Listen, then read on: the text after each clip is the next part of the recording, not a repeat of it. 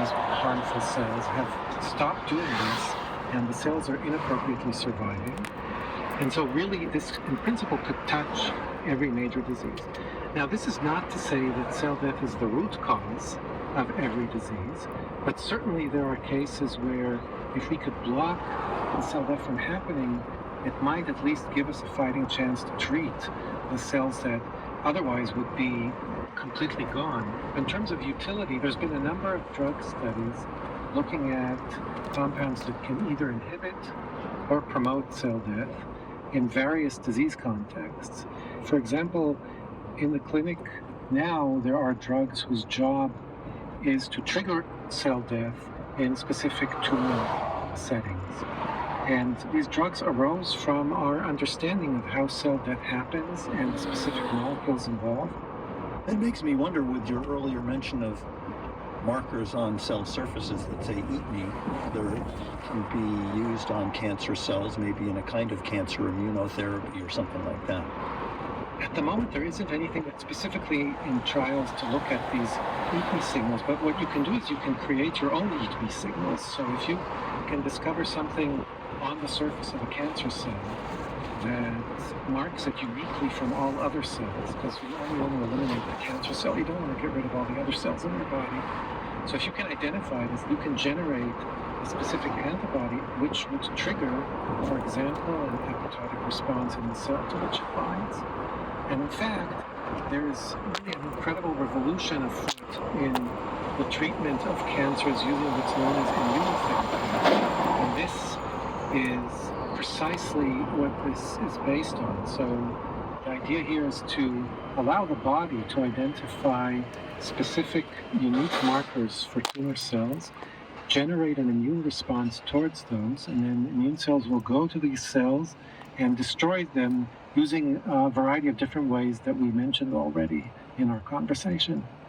We've been focusing a lot on what is known, or what we've discovered in the past few decades about cell death. I wonder if you have a few questions that you'd love to see answered in your lifetime, or where you think the great, exciting open areas might still lie in this field. Yeah, I think there's an enormous amount for us to learn. So as you alluded in the beginning of our conversation, a very commonly studied cell death process is called apoptosis. And we, for many years, thought this process was sufficient to explain many of the types of cell death-related events that happen during the development of animals. But work over the last couple of decades has demonstrated that you can completely eliminate this cell death program from the genome of an animal, and yet the animal can still survive just fine. And so what that means is that there must be other ways to kill cells that are out there.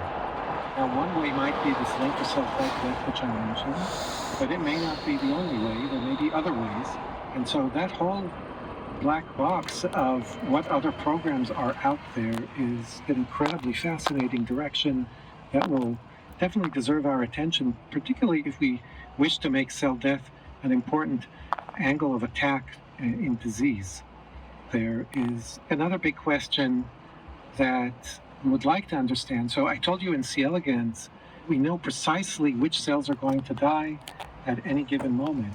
We don't know this in vertebrates, but we would love to be able to understand how, if you have two neighboring cells in a human, why one will undergo cell death and another will not.